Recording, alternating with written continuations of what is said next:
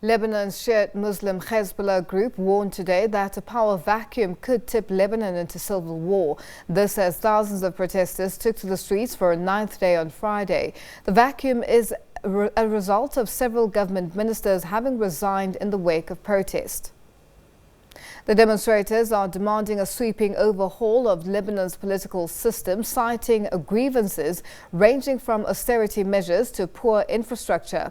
The protests have been fueled by dire economic conditions and anger at the political elite accused of plundering state resources for personal gain. What's more, capital inflows are vital for financing the state. Deficit and imports have been slowing down. The protests have shut down banks for a week now.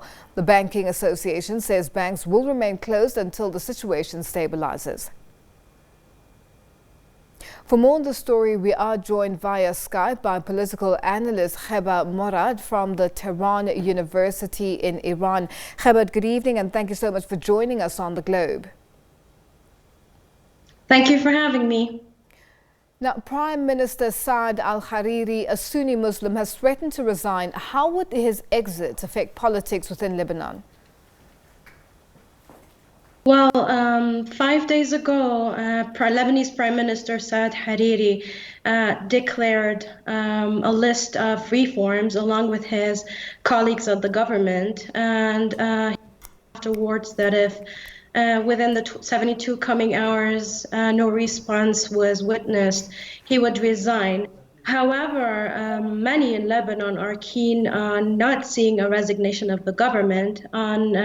Actually, they are keen on seeing reforms, real reforms, to give people their needs, basic needs and demands.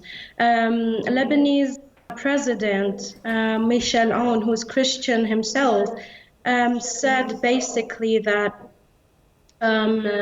Lebanon needs to see reforms. He is ready to have a reshuffling of the government along with with the members of the government to sit with representatives of the protests and basically listen to their needs. Also, the head of the Hezbollah resistance movement today in a key speech, Sayyid Hassan Nasrallah, declared that the people have the right, all the rights to sound and voice their demands.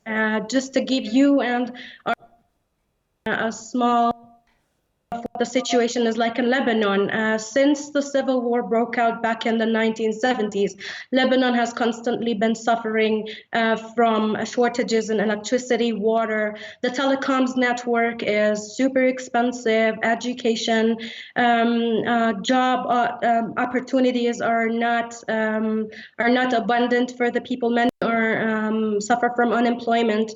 And recently, there were wildfires that took place and were not dealt with properly by the government. There were also drafts to impose basically taxes on WhatsApp calls, and the fluctuation of the dollar that led to the explosion of the situation and made people pour into the streets to sound their disagreement and discomfort of the situation. Now, supporters of Hezbollah, a Shiite Muslim group, used batons a few days ago to clear the town's central square of protesters. This must clearly be causing a rift and disharmony within the border in Lebanon, right?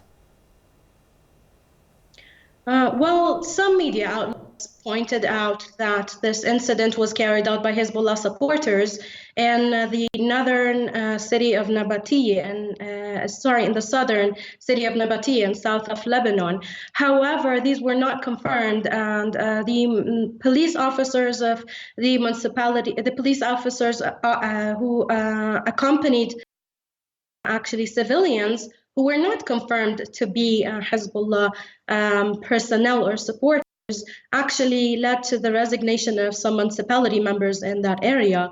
Also, as the head of Hezbollah today, again, he warned that many foreign sides are trying to hijack the protests or the revolution. There is a fifth column entering the picture now, and this is why the people should be very careful about these claims. It's also worth noting that Hezbollah supporters are not exclusively from the Shia community. There are Hezbollah supporters who are from different sects, such as the Christians and the Muslim Sunnis and the Durzis. So the Lebanese people think this time that they should be keen on unity, and this is what we see in the protests. For the first time in Lebanon, we see the Lebanese people from different sects and political parties joining the protests together, calling for their basic needs and basic rights for proper infrastructure and for being able to put food on the table without being exploited by through corruption. Heba, mainly one of the main protests is the fact that people want an overhaul of a political system, believing that the elite are only enriching themselves and leaving the poor out to dry. What exactly is your take in terms of that call, and what's the reaction so far? Well, the protesters spontaneously poured into the streets 9 days ago because of they're feeling that enough is enough and they need to call for their rights. Many think that the resignation of the government is not the right decision right now, especially because there is no clear leadership for the protesters and the revolution in Lebanon. However, many also think that real reforms, are the demand of the people. If we look at Lebanon, 1 out of every 4 people suffers unemployment.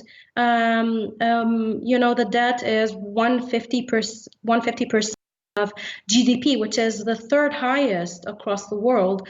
The people are suffering from dire living situation, and they really do need to see real reforms in the country. And this is what the Lebanese president said yesterday in his televised speech, addressing the people, that they are ready to sit with the protesters and see what their demands are, to seek reforms, to seek proper solutions in such a way that would not cause vacuum in the country, which could be a very dangerous phase, and that the Lebanese together should think wisely not to allow anyone to interfere in their affairs, not to hijack the protests and the revolution, and to seek real reforms to arrive to a better living situation.